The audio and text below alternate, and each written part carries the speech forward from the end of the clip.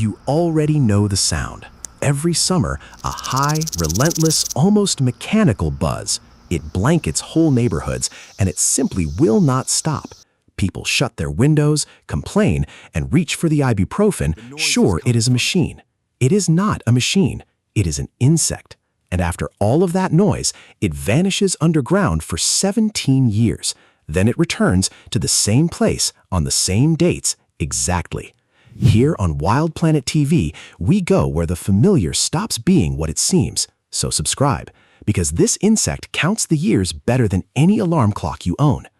First, cicadas are not grasshoppers, and they are not crickets. They belong to a completely separate group, the superfamily Cicadoidea. There are more than 3,000 known species of them. They live on every continent on Earth except Antarctica. In most places, cicadas simply appear every single summer. These are the annual cicadas, the sound of every August afternoon. They are the cicada of the old fable, singing the whole summer away. But one particular group does something that is genuinely hard to believe. The periodical cicadas live only in the east of North America. Their populations are organized into groups that scientists call cohorts. Today, there are 12 living cohorts on 17-year cycles and 3 more cohorts running on 13-year cycles. 17 years is not a metaphor, it is a measured biological cycle, and each new generation keeps it to within just a few days. Sometimes, 2 different cohorts happen to emerge in the very same year. That rare event happens only once every 221 years. The last time before recently was all the way back in 1803. Then, in 2024, it finally happened all over again. 2 great cohorts emerged together for the first time in centuries. Scientists knew it was coming, and they waited for it. 221 years is simply 13 multiplied by 17. The 2 prime cycles only line up after that vast stretch of time. For most of us, it happens perhaps once in an entire lifetime. For the cicadas, it is just the turning of a very slow clock. So how does a buried larva know that 17 years have passed? Entomologists took decades to even begin to answer that. The cicada, it turns out, quietly follows the trees. More precisely, it follows the sap it drinks from the roots. That sap flows through the tree's xylem, its water-carrying tissue. The larva clamps onto a root and drinks that thin fluid for years. And each spring, the chemistry of that sap quietly changes. The larva reads those seasonal signals like marks on a calendar. Each yearly signal is 1 mark, quietly ticking by in the dark. And the 17th mark is the signal for it to finally rise. This is not a brain clock, the kind mammals like us carry. It is a chemical counter, reading the seasons of its own tree. A counter so precise that we still cannot fully replicate it. But counting the years is only half of the problem it must solve. The larva also has to choose the exact right moment to dig out. And for that, it waits for one final trigger: temperature. When the soil about 20 centimeters down reaches roughly 18 degrees. That warmth is the signal for the larva to begin climbing. It is not a neural timer ticking away inside its head. It is the whole body responding to the seasons around it, a system built on chemistry and on warmth, not on clockwork. And what happens if the tree dies or the larva loses its root? Then some cicadas emerge a full year early or a year too late. Scientists call these off-schedule individuals stragglers. They are rare, but they really do happen. The system is astonishingly precise, but it is not quite infallible. Then comes the 17th spring, and the soil reaches the right warmth. Thousands of larvae begin digging vertical tunnels straight upward, all of them at once, on the very same signal. But they do not burst out into the open right away. Just beneath the surface, each one builds a small waiting chamber, and there they wait, sometimes for days, sometimes for a whole week. They are waiting for exactly the right night to arrive, a warm, humid night, ideally just after the rain has fallen. And then, all together, they finally pour out of the ground. The density can reach 1.5 million in a single hectare. This is not an exaggeration. The ground itself seems to move. At night, the whole surface appears to come alive and crawl. By dawn, the trees are completely covered in climbing nymphs. Fences, walls, and the sides of houses are covered in them too. They grip on tight, they go still, and they begin to molt.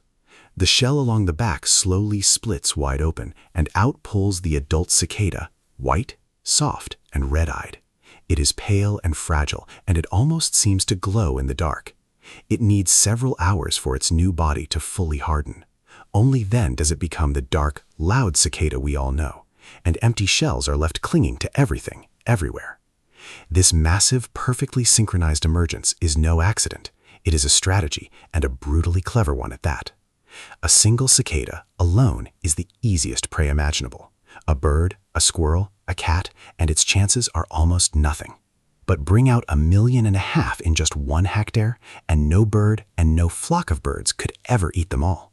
The predators gorge, eating everything they possibly can, and still so many cicadas remain that the population thrives. Scientists call this strategy predator satiation. The idea is simple, and it is devastatingly effective. The forest eats its fill, and the cicadas still win by numbers.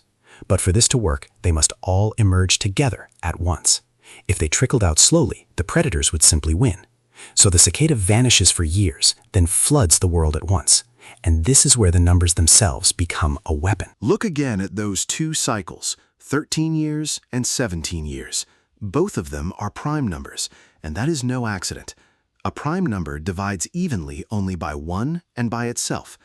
Many predators breed on their own, much shorter cycles. Cycles of 2, 4, 6, or 8 years are quite common. A predator on a short cycle wants to sync up with its prey, but a prime number is nearly impossible to line up with. If cicadas emerged every 12 years, a 6-year predator would meet them often. 12 can be divided by 2, by 3, by 4, and by 6. A prime, like 17, shares almost nothing with those short cycles, so the predators are kept forever out of step with the feast. It is a defense written in pure mathematics, not in muscle. It is one of the few clear cases of evolution using prime numbers. In mathematics, it has become a genuine classic example. No one taught the cicada this. Selection simply carved it in. The prime cycle survived, and all the others slowly disappeared. Comment the word 17 if this is blowing your mind. But there is still the question of that unbearable sound. Where does the buzz that defines summer actually come from? It is not the rubbing of legs, like a grasshopper does. The cicada uses a completely different mechanism entirely. On each side of the male's abdomen sits an organ called a tymbal. It is a stiff, ribbed plate surrounded by powerful muscle. When the muscle contracts, the plate buckles with a sharp click. When it relaxes, the plate snaps back with yet another click. The muscle can work up to 180 times a second. The cicada's abdomen is almost completely hollow inside. It resonates like an acoustic chamber, amplifying the sound. The result is one of the most intense sounds any insect makes. A dense chorus can rival the roar of a motorcycle passing close by. And it is not only noise. Each species sings a unique pattern. The females listen for the exact song of their own species. Then they answer back with a sharp flick of their wings. That tiny click lands in the pause of the male's song, a conversation between 2 insects in a chorus of millions, where each one speaks only and precisely to its own kind. Now imagine millions of males all singing at the exact same time. The forest itself seems to scream with one enormous voice. The sound can be heard from far across the open landscape. For a few short weeks, the trees become a battlefield of sound. Every male is calling out for its one and only chance. The competition is fierce, it is constant, and it is relentless. Because when these few weeks end, it is all over for the adult. But before it dies, it must secure the very next generation. After pairing, the female turns to the slender twigs of the trees. She cuts small slits into the branches and lays her eggs inside. So everyone who lives through a cicada emergence asks one thing. After all of this, what on earth is it actually for? The answer, it turns out, is many different things at once. First, the cicadas become food for the entire ecosystem. When billions emerge, they are protein for hundreds of species. Birds, reptiles, mammals, and fish all feast at once. In emergence years, birds breed more successfully and thrive. It is a brief but enormous pulse of nutrients into the food chain. Second, when the adults die, they fertilize the soil itself. The entire population dies within just a few short weeks. Their bodies return nitrogen, phosphorus, and matter to the earth. Studies have recorded soil nitrogen rising after a cicada year, and the surrounding trees grow faster in the seasons that follow. Third, 17 years of digging aerates the soil itself. 1.5 million nymphs per hectare leave countless tunnels. Those tunnels improve drainage and let air reach the roots. The cicadas are a living, free, automatic aerator every 17 years. Fourth, the egg slits act like a natural pruning of the trees. The cut twig tips dry out and fall, an effect called flagging. For healthy adult trees, this is usually no real harm at all, though young saplings can suffer a little more from it. Put together, all of this resets nutrient cycles across whole forests. Trees that hosted larvae for 17 years finally get their reward. Free aeration, a natural pruning, and then a wave of fertilizer. And then the whole forest settles in to wait another 17 years. Share this with someone who still thinks cicadas are just an annoyance. Few insects sit as deeply in human culture as the cicada. And our feelings about it have always been contradictory. In ancient Greece, it was a symbol of immortality and of music. Plato wrote that cicadas were once people who loved the muses. They loved music so deeply they forgot to eat and became singers. Aristotle, for his part, simply described the larvae as a delicacy. In China, the cicada was a symbol of rebirth for millennia. Jade cicadas were carved and used as charms of resurrection. In Japan, the cicada's song simply means summer itself. It carries a quiet, gentle melancholy along with the heat. One of Basho's most famous haiku is written all about it. In it, the cicada's cry seems to sink into the very rocks, a cry that deepens the silence rather than breaking it. But in the Western fable, the cicada is something else entirely. It is the one that sang all summer and saved nothing for the winter. The lazy singer begging the hard-working ant for a little food. And one more surprising thing, cicadas are perfectly edible, fried, roasted, or ground into dough, high in protein, low in fat. In 2024, restaurants added cicada dishes to their menus, a meal with a full 17-year wait between orders. For all we know, so much about the cicada is still a mystery. The exact molecular counter of the years remains undescribed. We do not yet know which proteins or signals keep the count. And warming springs may pull that temperature trigger earlier. Some populations already seem to be shifting slightly earlier. And when a forest is cut down, its whole cohort simply dies.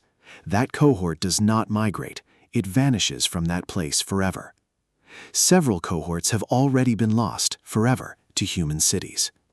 17 years in darkness, with no light, no sound, and no sky. Feeding on root sap, counting the springs through changes in a tree. And then, almost all at once, in a few days, come the billions. This is not a plague. It is a rigid, calibrated schedule, tested and perfected over millions and millions of years. 17 years ago, one buried itself. Today, it has returned. Subscribe. Next time, the fly.